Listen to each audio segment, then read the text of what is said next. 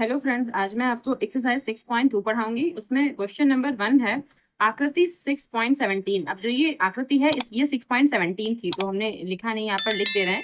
ये जो टोटल दोनों आकृति है ना, ये 6.17 है। तो 6.17 का ये वाला फर्स्ट पार्ट है और ये वाला सेकेंड पार्ट है। ठीक है, बोला है कि आकृति 6.17 फर्स्ट और सेकेंड में DE पैरेलल BC है। तो जो ये DE दिख रहा है आपको, ये पैरेलल BC है।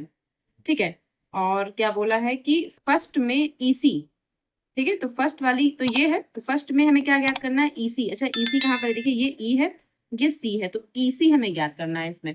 ठीक, अच्छा, और सेकंड में क्या बोला? सेकंड में AD। तो AD कहाँ? AD ये है, हमको इतना इसमें ज्ञात करना, मतलब फाइंड आउट करना, निकालना है कि इस AD की वैल्यू क्या हो जाएगी। और इसमें भी DE जो पैरेलल है वो BC पैरेलल है। ठीक है, क्योंकि दोनों में ही ये DE पैरेलल BC है। आकृति में फर्स्ट और सेकंड में दोनों में ही DE जो है वो पैरेलल है BC के, मतलब कि ये वाली इसके समांतर रेखा है। ठीक है, समांतर रेखाएं आप जानते होंगे क्या होती हैं।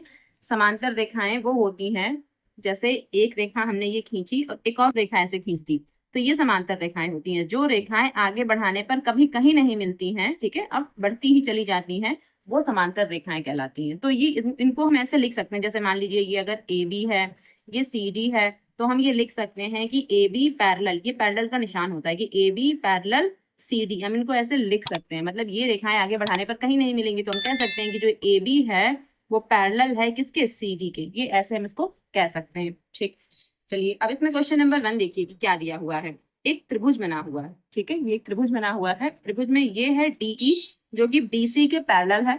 ठीक है, अब AD की वैल्यू क्या है? 1.5 सेंटीमीटर, और AE की वैल्यू क्या है? 1 सेंटीमीटर। इतना यहाँ से लेकर यहाँ तक और यहाँ से लेकर यहाँ तक ये AE है, और AE की वैल्यू क्या है? 1 सेंटीमीटर। अच्छा, B और D, BD यहाँ से लेकर यहाँ तक है, इसकी वैल्यू है 3 सेंटीमीटर।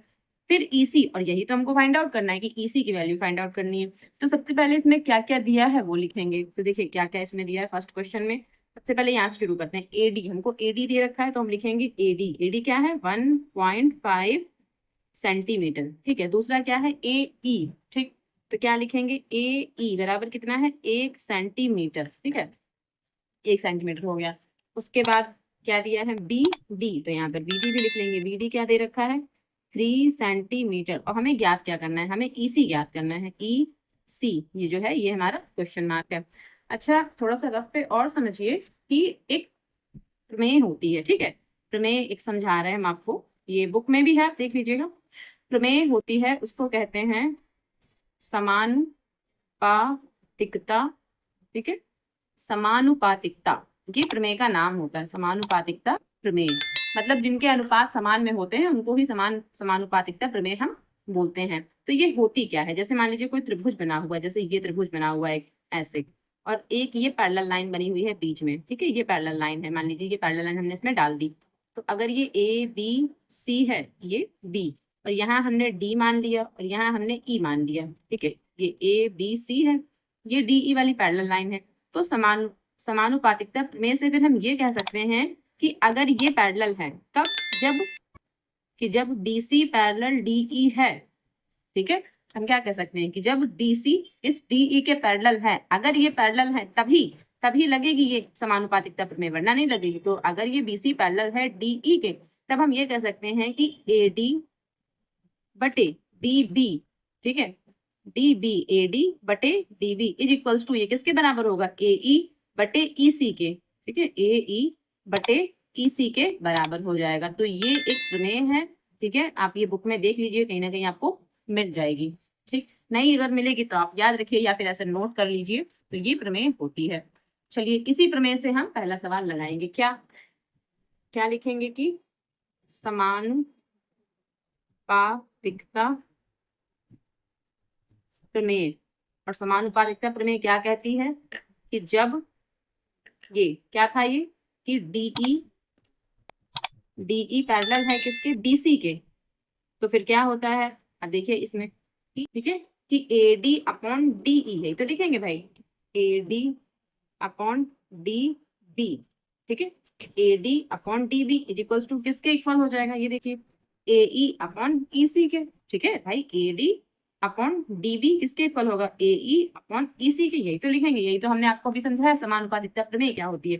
तो बस फिर क्या लिख देंगे? AE अपॉन EC लिख देंगे यहाँ पर। बस AD की वैल्यू हमें पता है, देखिए AD की वैल्यू कितनी है, 1.5 है, ये देखिए 1.5 लिखी हुई है, तो यहाँ पर AD तो क्या लिखेंगे 1.5, और क्या है DB, और ये रहा DB हमारा, ठीक है, ये रहा DB, या PD या DB एक ही बात है, PD लिखते हैं या DB लिखते हैं, तो ये 3 सेंटीमीटर, तो यहाँ 3 लिख देंगे।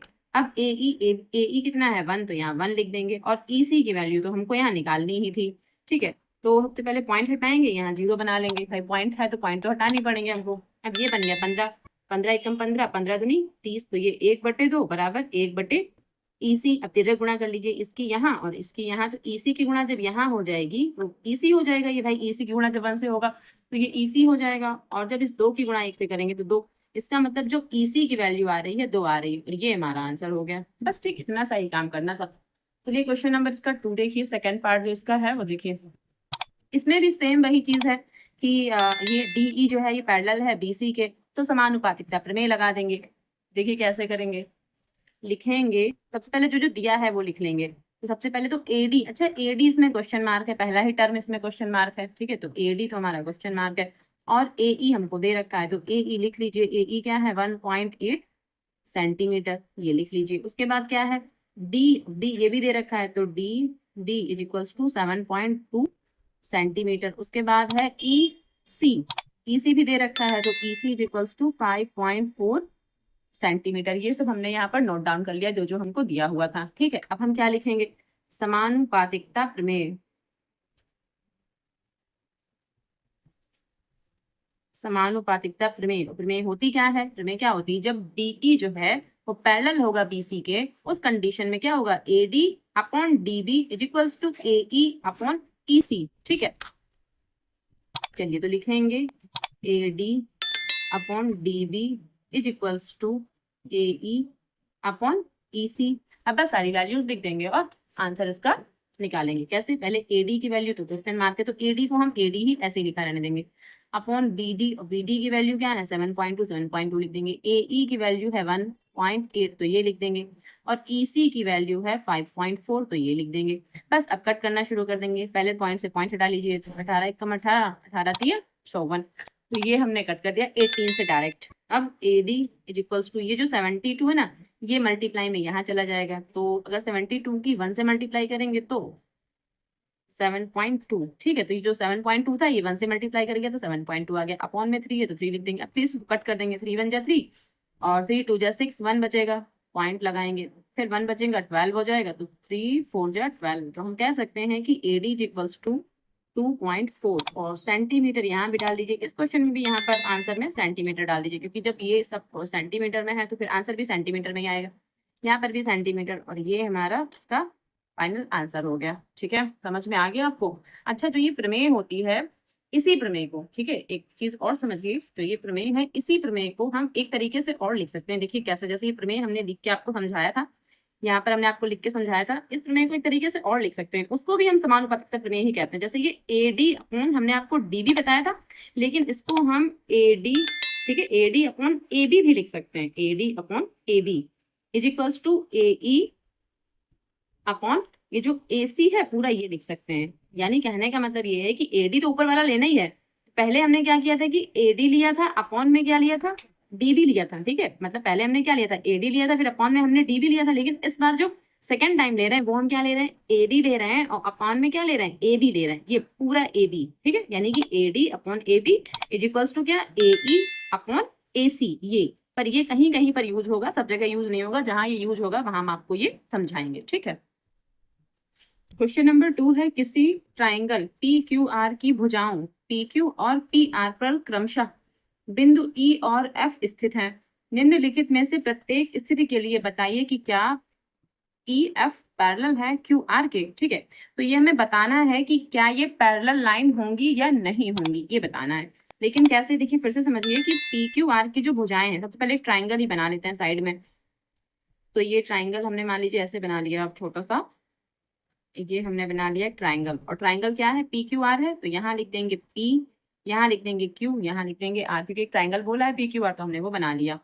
अब बोला है इसकी भुजाएं कौन सी, PQ, तो एक PQ भुजा, ये हो गई PQ भुजा, फिर बोला है और PR, तो PR भुजा हमारी ये है, ठीक है, पर क्रमशः ई और एफ स्थित हैं, तो ई कहीं पर, ई यहाँ पर स्थित है और एफ भी कहीं पर यहीं पर स्थित है, यानी कि पी क्यू पर तो ई है और पी आर पर एफ स्थित है, ये बोला है।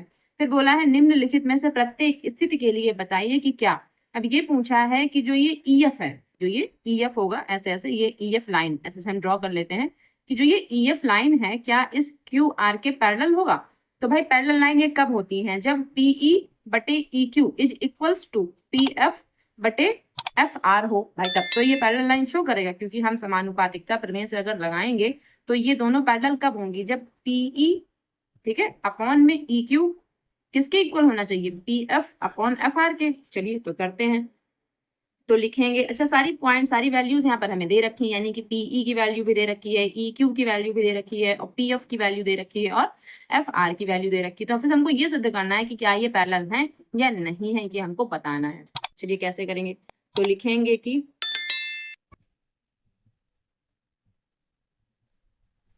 समानुपातिकता प्रमेय से, ठीक है। अब समानुपातिकता प्रमेय से सबसे पहले तो हम इसी को लिखेंगे, बाद में पैरेलल दिखाएंगे। तो पहले क्या लिखेंगे कि पी ई बटे क्या ई क्यू, ठीक है, is equals to P F और बटे में क्या एफ आर, ऐसे लिख देंगे। अब जो पीई है, देखिए ये जो ये वाला जो पीई है, पीई कितना है 3.9 है, तो हम यहाँ पर क्या लिख देंगे 3.9 बटे जो ई क्यू है, ये ई क्यू है ना, तो ई क्यू की वैल्यू क्या दे रखी है 3, तो यहाँ 3 लिख देंगे इज इक्वल्स टू तो ये पी एफ है। अच्छा, पी एफ कितना है 3.6, तो यहाँ पर हम क्या लिख देंगे 3.6 और ये हमारा एफ आर, एफ आर क्या है 2.4, तो यहाँ पर लिख देंगे 2.4, ठीक है। अब इसको थोड़ा सा कट करेंगे, तो देखिए 12 से कट हो रहा है, पहले तो पॉइंट से पॉइंट हटा लीजिए यहाँ। अब 12 से कट कर देंगे, 12 दूनी 24, 12 तीन 36, 3/2 यहाँ पर आ गया। अच्छा, इसको भी कट कर लेंगे, 3 एकम 3, 3 एकम 3 पॉइंट 3 3 9, ये वाला तो हो गया 1.3, ठीक है। अच्छा, इसको 2 को अगर हम 3 से भाग कर देते हैं तो देखिए 2 एकम 2, फिर पॉइंट लगाएंगे 2 पंचे 10, इसका मतलब है कि ये आ गया 1.3 और ये आ गया 1.5, यानी कि फिर ये इक्वल नहीं है, ठीक है। ये हम कह सकते हैं कि ये पॉइंट्स इक्वल है ही नहीं। तो जब ये पॉइंट्स इक्वल नहीं है, ठीक है, जब ये पॉइंट्स इक्वल नहीं है तो हम ये कह सकते हैं कि जो ये ई एफ है not parallel to Q R, तो फिर हम ये उस कंडीशन में कह सकते हैं। तो हम क्या लिख देंगे कि अतः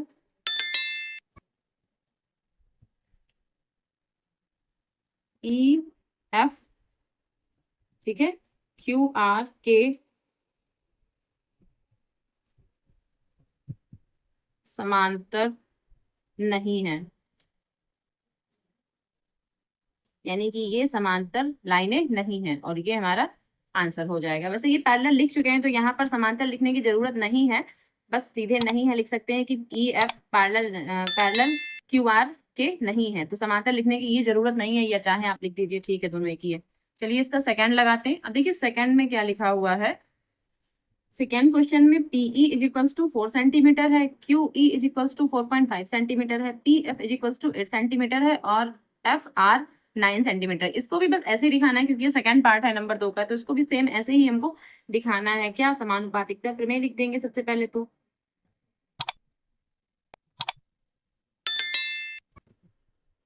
समानुपातिकता प्रमेय से तो क्या लिखेंगे कि P E upon E Q is equals to क्या लिखेंगे P F upon F R, ठीक है। ये जो हमने पहले लिखा था ना क्वेश्चन में, फर्स्ट क्वेश्चन में 2 के, सेम वही चीज हमको इसमें भी लिख लेना है। अब पीई की वैल्यू कितनी दे रखी है 4, तो 4 लिख देंगे। उसके बाद ई क्यू, ये देखिए क्यू ई या ई क्यू एक ही बात है, ये कितना है 4.5, ठीक है। यहाँ कितना है, ये जो पी एफ दिया है ये 8 सेंटीमीटर, तो 8 लिख देंगे। अपॉन में क्या है एफ आर, एफ आर या आर एफ, ठीक है, एक ही है, यहाँ 9 लिख देंगे। अब इसको कट करेंगे तो कट तो ये होगा नहीं, चलिए पॉइंट हटा के ये 0 बना लेते हैं। फिर क्या हो गया, अच्छा ये वाला जो है 5 से कट हो रहा है, तो 5 8 जा 40 और 5 9 जा 45, इसका मतलब 8/9 बराबर 8/9। देखिए अब जब ये दोनों बराबर है, ठीक है, दोनों बराबर है, तो इसका मतलब क्या है कि ये दोनों बराबर है, ठीक है। जब ये बराबर हमारा आया है इसका मतलब ये बराबर है, जब ये बराबर है तो फिर हम ये क्या कह सकते हैं कि जो ये ई क्यू है ये पैरेलल क्यू आर होगा, तो ये सही हो गया इसमें।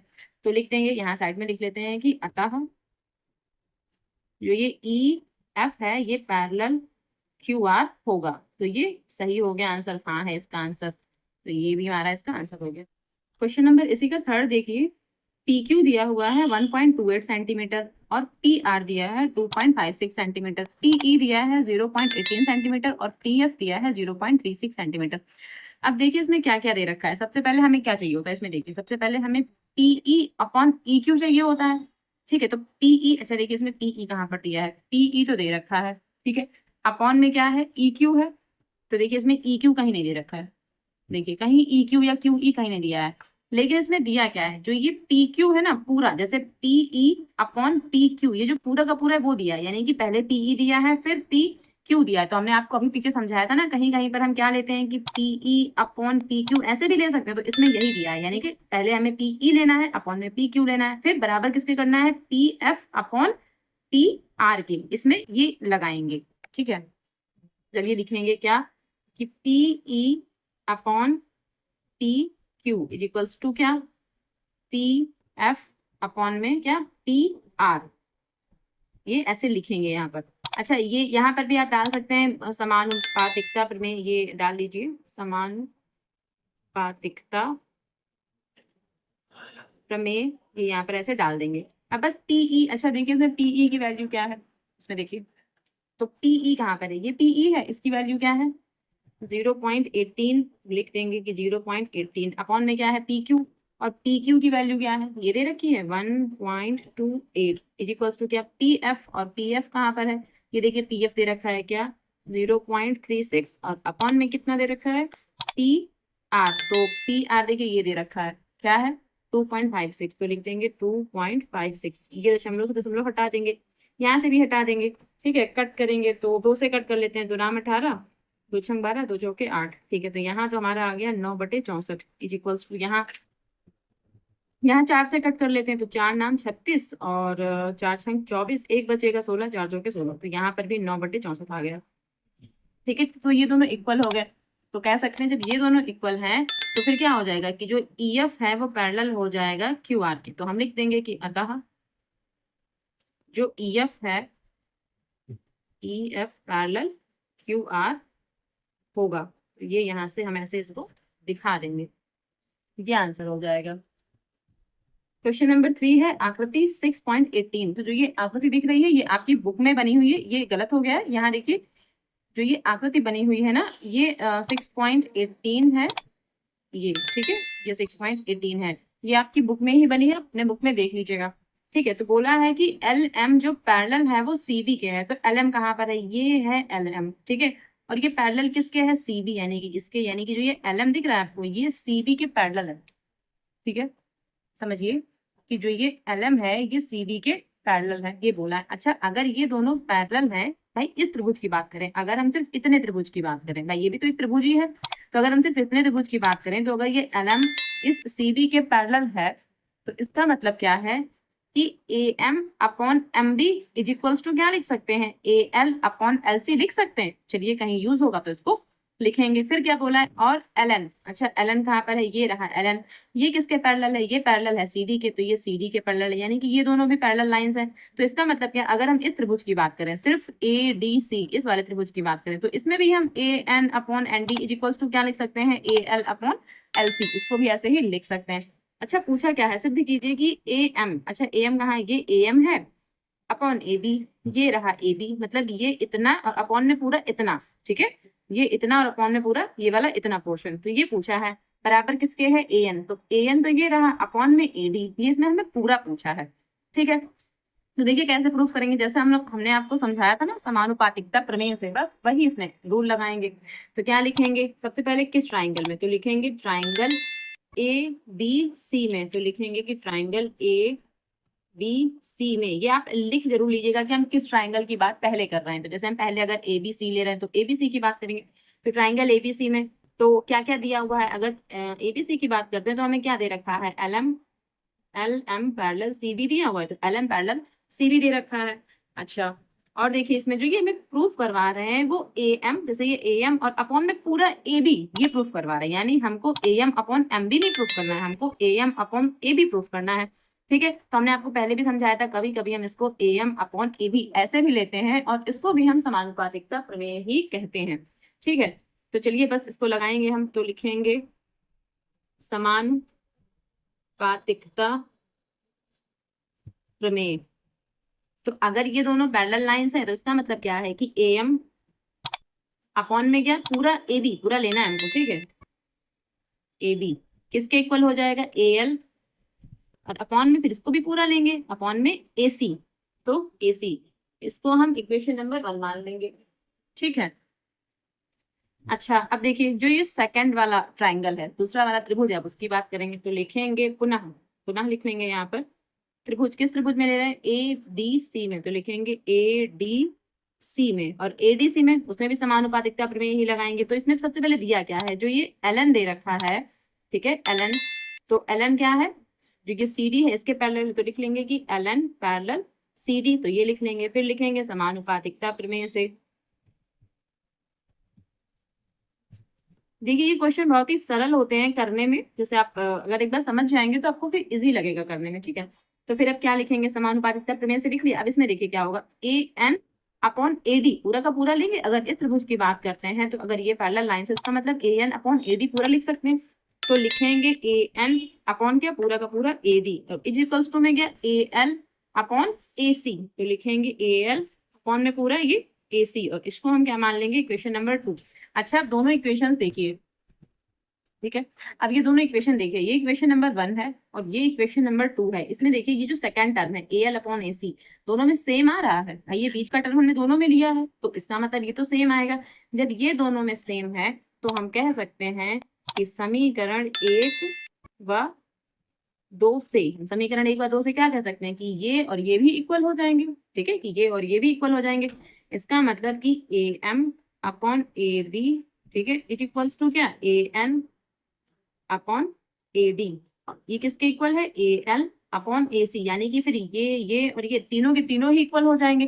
जब ये तीनों के तीनों इक्वल हो जाएंगे तो जो हमें प्रूव करना था क्या, A M upon A B is equal to A N upon A D, बस इतना ही हम लिख देंगे, इतना क्वेश्चन, और ये ए एल अपॉन ए सी छोड़ देंगे।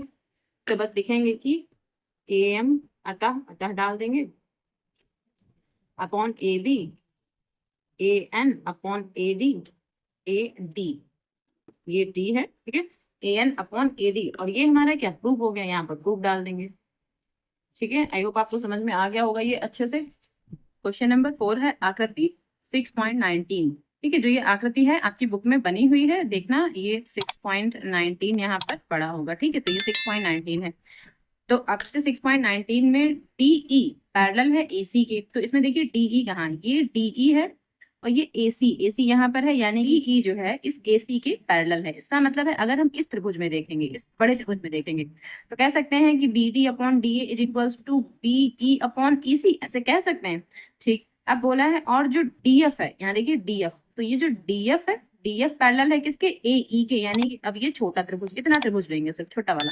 तो अगर इसकी बात करें तो जो डीएफ है ये पैरेलल है किसके, एई के, तो इसका मतलब अगर हम इस छोटे त्रिभुज की बात करें तो इसमें क्या कह सकते हैं कि जो D D upon D A is equals to किसके होगा, B F upon F E, ऐसे कह सकते हैं, ठीक है। और हमें क्या बोला है, सिद्ध कीजिए, हमें क्या सिद्ध करने को बोला है कि बी एफ यानी कि ये upon E F, B F upon F E, या फिर ई एफ कुछ भी बोल सकते हैं, तो B F upon F E is equals to क्या दिया है हमें, बीई, तो बीई कहाँ है, ये रहा बीई, और अपॉन में क्या है ई सी, तो ये इक्वल हमें प्रूफ करना है। तो बस जो इसमें दिया हुआ है वहीं से शुरू करेंगे। हमें सबसे पहले क्या दिया है कि जो डीई है वो पैरेलल है एसी के, हमें ये दिया है, तो बस यहीं से लिखेंगे क्या कि सबसे पहले जो डीई है वो पैरेलल है किसके, एसी के, ठीक है। तो अब हम किस त्रिभुज में लेंगे, किस त्रिभुज की बात कर रहे हैं, तो सबसे पहले हम इस छोटे वाले त्रिभुज की बात कर लेते हैं, या फिर बड़ा त्रिभुज ही ले लेते हैं, चलिए पहले छोटा त्रिभुज ले लेते हैं। तो जो छोटा त्रिभुज है डीई, ये रहा डीई और पैरेलल एसी, तो फिर हमें बड़ा त्रिभुज लेना पड़ेगा। देखिए डीई पैरेलल एसी, एसी के पैरेलल मतलब इस पूरे बड़े त्रिभुज में लेंगे, तो इसका मतलब हम त्रिभुज किस त्रिभुज में ले रहे हैं, ए बी सी में, त्रिभुज ए बी सी की बात कर रहे हैं। तो जब हम त्रिभुज ए बी सी की बात कर रहे हैं, ठीक है, तो इसमें हम क्या कह सकते हैं कि समानुपातिकता प्रमेय से,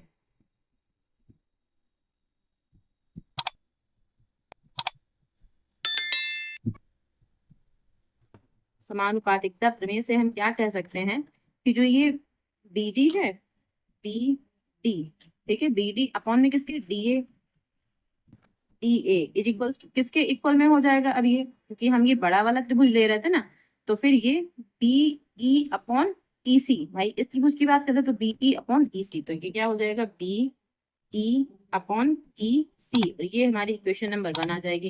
अब किस त्रिभुज की बात कर रहे हैं, अब इस छोटे वाले त्रिभुज की बात करेंगे, ये इतना वाला, क्योंकि इस पर क्या दिया है डी एफ, ये देखिए डी एफ जो पैरेलल है वो किसके ए ई के, मतलब हम सिर्फ इतने त्रिभुज की ही बात करेंगे तब तो ये दोनों पैरेलल हो पाएंगे। ठीक है, तो लिखेंगे अब पुनः किस त्रिभुज की बात कर रहे हैं, त्रिभुज बी ए ई, बी ए ई में, ठीक है, इस त्रिभुज की बात कर रहे हैं।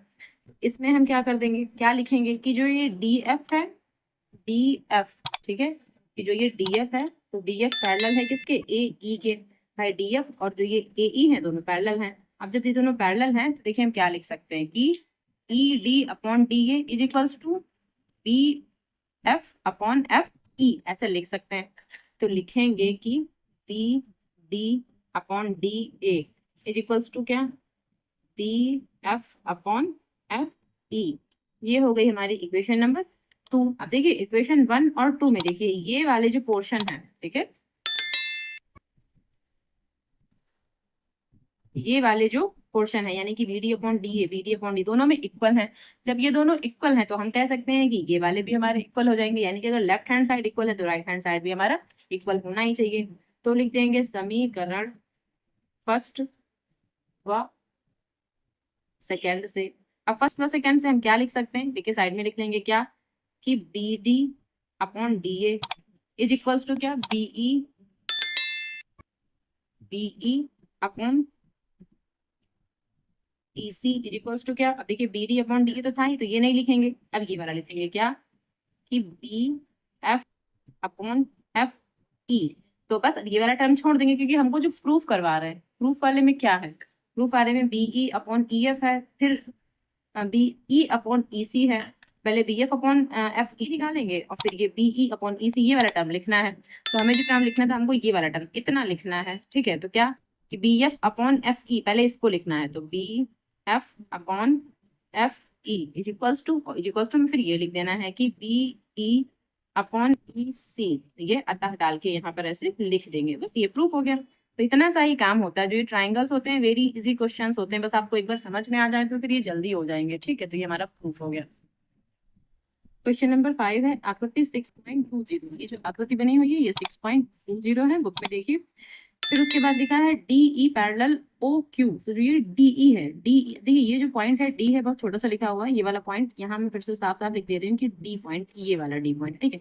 तो डी ई जो है वो पैरेलल है ओ क्यू के, यानी कि ये इसके पैरेलल है। अच्छा अगर ये दोनों पैरेलल हैं तो अगर इस ट्राइंगल की बात करें, इतने की बात करें, ठीक है, सिर्फ अगर हम इस ट्राइंगल की बात करें तो इसमें अगर ये और ये पैरेलल हैं तो हम कह सकते हैं कि P E upon E Q is equals to P D upon क्या डी ओ, कह सकते हैं। चलिए जहाँ यूज होगा करेंगे। फिर और क्या दिया है डी एफ, तो डी एफ ये वाला ये पैरेलल है ओ आर के, तो सेम वही अगर हम इतने ट्राइंगल की बात करें तो इसमें P F upon F R is equals to किसके P D upon D O, इसके इक्वल होगा। फिर क्या बोले दर्शाइए कि ई एफ, ई एफ तो ई एफ कहाँ है, ये ई एफ रहा है, ठीक है, ई एफ जो है वो क्यू आर इसके हमें पैरेलल बताना है, यानी कि ये वाला इसके पैरेलल है, ये हमें शो ऑफ करना है, इनको दिखाना है, यानी कि प्रूव्ड करके दिखाना है। चलिए कैसे करेंगे, सबसे पहले जो दिया है बस वहीं से शुरू करेंगे। तो हमें क्या दिया हुआ है डी ई जो है पैरेलल है ओ क्यू के, तो क्या ये देखिए इसमें, तो फिर किस ट्राइंगल की बात करेंगे, तो हम ट्राइंगल किसमें ले रहे हैं पी ओ क्यू, भाई पी ओ क्यू इस ट्राइंगल में ले रहे हैं तो इसमें लेंगे, तो इसमें भी लगाएंगे कौन सा समानुपातिकता प्रमेय, तो बस हम ये प्रमेय लगा देंगे इसमें। अच्छा तो जब ये प्रमेय लगाएंगे तो क्या होगा P E upon E Q, तो P E upon E Q ये किसके इक्वल हो जाएगा P D upon D O, P D upon D O, ये हो जाएगी इक्वेशन नंबर 1, इक्वेशन नंबर 1 हो गई। ठीक है, अब दोबारा क्या दिया हुआ है, दोबारा इसमें दिया हुआ है कि जो डी एफ है, डी एफ यानी कि ये वाला ये किसके पैरेलल है ओ आर के, ओ आर मतलब ये, तो फिर इस वाले ट्राइंगल ट्राइंगल में लेंगे किसमें पी ओ आर में, तो क्या लिखेंगे कि पुनः हम किस ट्राइंगल में ले रहे हैं ट्राइंगल पी ओ आर में, इसमें क्या पैरेलल दे रखा है, इसमें पैरेलल दिया है D F parallel O R, तो लिखेंगे क्या कि D F parallel O R, ऐसे लिख लेंगे। जब ये पैरेलल है तो हम कह सकते हैं कि पी एफ अपॉन क्या, F R is equals to किसके, पी डी अपॉन में क्या, डी ओ, डी ओ। ये इक्वेशन नंबर सेकंड हो गई। अब इक्वेशन फर्स्ट और सेकंड में देखिए ये वाला, ठीक है, इक्वेशन फर्स्ट और सेकंड में देखिए ये वाला और ये वाला पोर्शन सेम है, यानी कि इसके राइट हैंड जो टर्म्स है वो सेम है, तो जो लेफ्ट हैंड टर्म्स होने चाहिए वो भी सेम होने चाहिए। इसका मतलब क्या लिखेंगे कि समीकरण 1 व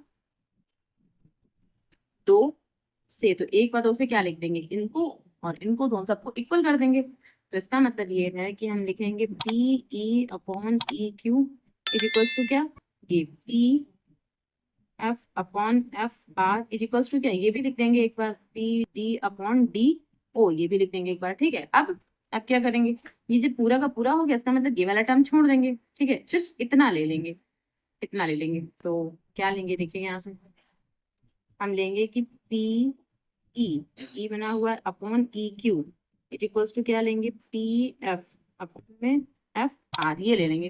तो अब इस क्वेश्चन में देखिए कि अगर हमने लिया है पीई,